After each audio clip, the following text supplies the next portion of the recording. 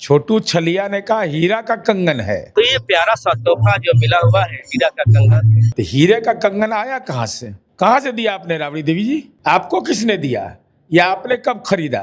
खरीदा तो किस बैंक से ट्रांजैक्शन किया? उसका जीएसटी आपने पेमेंट किया कि नहीं किया? वो रसीद कहाँ है? नहीं तो वो तो कानून के झमेले में पड़ने वाला है वो नौजवान। वो तो गिफ्ट उसमें दिया है ना। तो गिफ्ट दीजिएगा तो आप नहीं बताइएगा। अभी हम इनकम टैक्स से ईडी चाहे ईओयू को चिट्ठी लिखने वाले हैं। चिट्ठी लिखेगा। लिखेंगे ना। छोटू छलिया बेचारा वर्कर है, उसका प्राण ले लीजिएगा। उस गरीब आदमी से पूछा जाएगा कि आप लोग किसने दिया? वो कहेगा राबड़ी देवी ने दिया। किस चीज का कंगन है? तो बोल चुके हैं कि हीरे का कंगन है। तो हीरे का जब कंगन है तो कल तो ये नहीं कहिएगा कि लॉकेट है। फंस गए, छोटू छलिया को फंसा लिया। आप तो हमेशा से आरोप लगाते रहे हैं कि राबड़ी आवास के अंदर कहीं ना कहीं तहखाना हाँ, है। हमको भी वही लग रहा है। हमको भी लग रहा है कि वो तहखाने में से निकल गया क्या? अरे बाप, कहाँ से आया? ही देने वाला ही परिवार ने है, लेकिन ये पहला बार हुआ है कि दिया इन्होंने। तो दिया भी तो हीरे का दिया, बहुत अच्छी बात। कार्यकर्ता का सम्मान करना चाहिए, लेकिन पाप का धन नहीं, पुण्य का धन देते। दलित समुदाय के विधान परिषद कर्मचारी था, उसके नाम से लालू जी के परिवार संपत्ति लिखवा लिया। अब प्रेस वाला उसको खोज रहा है और विधान परिषद में हम देखे भाग रहा है कि बाप रे हम सर कुछ नहीं किया, हम कुछ नहीं जानते, जे साहब किए कहे तो वही कर दिया हम। नेता प्रतिपक्ष तेजस्वी यादव ने भी निशांत कुमार को लेकर बड़ा सवाल कर दिया है। उन्होंने साफ तौर पे कहा कि अब हमें बिहार के शिक्षा मंत्री पर भरोसा है। जिस तरह से उन्होंने एक व्यक्ति को प्रोफेसर बना दिया, तो अब उन्हें इंजीनियर भी बनाना अब उन्हीं के हाथों में है। वो साफ तौर पे कहीं ना कहीं निशांत कुमार पर ही इशारा करते हुए नजर आ रहे हैं। तो इसी विषय पर बातचीत करेंगे। हमारे साथ जेडीयू एमएलसी नीरज कुमार जी हैं।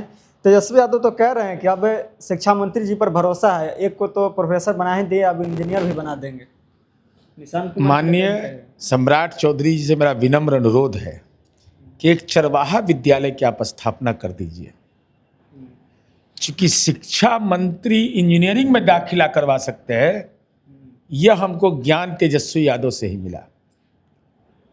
शिक्षा विभाग के अधीन आपके पढ़ने की व्यवस्था है तेजस्वी जी। डीपीएस में भी अगर आप पढ़े हैं, पटना में डीपीएस का ब्रांच है। शिक्षा के अधिकार के तहत राज्य सरकार ने 25% रिजर्वेशन भी कहा है, गरीब बच्चों को लो। खैर आप गरीब बच्चे तो हैं नहीं, लेकिन उम्र सीमा को शिथिल करके भी हम अनुरोध करेंगे सम्राट जी से, इनका नामांकन करा दीजिए। इंजीनियरिंग पढ़ाई कौन कराएगा? विज्ञान प्रौद्योगिकी विभाग ना। तब विज्ञान प्रौद्योगिकी विभाग और शिक्षा विभाग में अंतर नजर नहीं आता है। हम दिमाग नर्वस कर गया दिमाग। तेजस्वी यादव अरे साइंस टेक्नोलॉजी मिनिस्टर ने पढ़ाई कराएगा जी।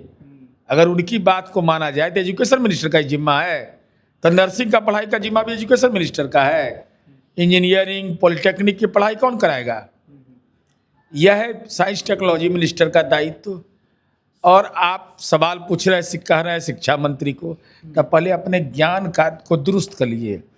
अरे सिक्योरिटी हट गया तो हट गया, हम मकान हट गया तो तनाव में नर्वस कर जाएगा। ये तो नर्वस कर गए हैं। लेकिन बार बार निशांत कुमार को लेकर सवाल खड़ा किया जा रहा है कि आखिर कितना तक पढ़े हैं निशांत कुमार। वो तो एफिडेविट में लिखा हुआ है।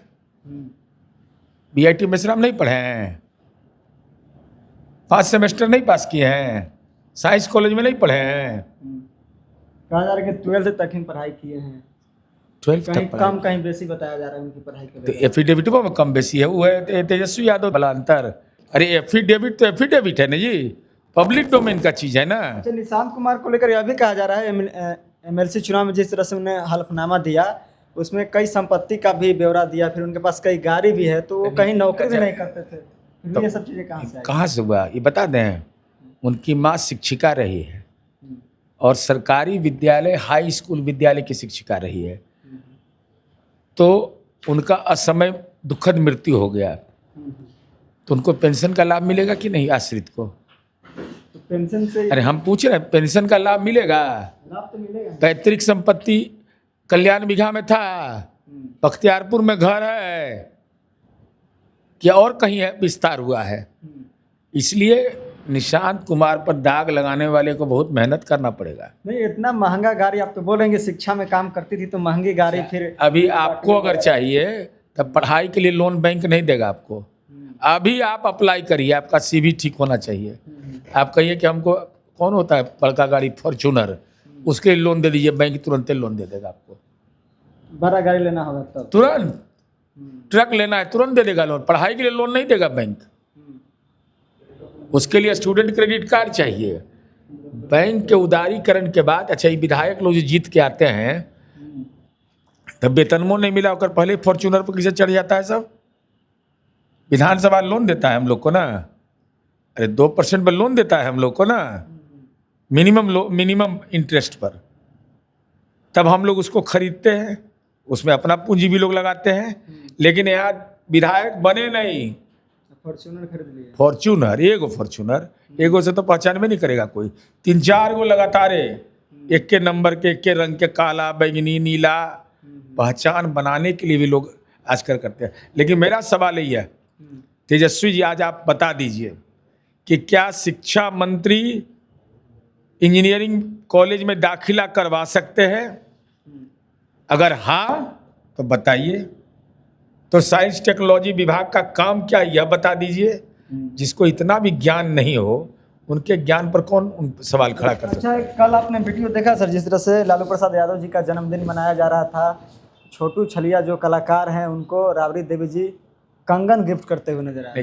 कंगन गिफ्ट नहीं, आधा बात नहीं बोलिए। छोटू छलिया ने कहा हीरा का कंगन है। हीरा का कंगन, तो हीरे का कंगन आया कहाँ से?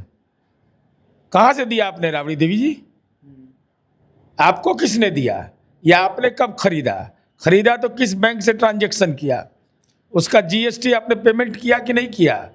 वो रसीद कहाँ है? नहीं तो वो तो कानून के झमेले में पड़ने वाला है वो नौजवान। वो तो गिफ्ट उसमें दिया है ना। तो गिफ्ट दीजिएगा तो आप नहीं बताइएगा।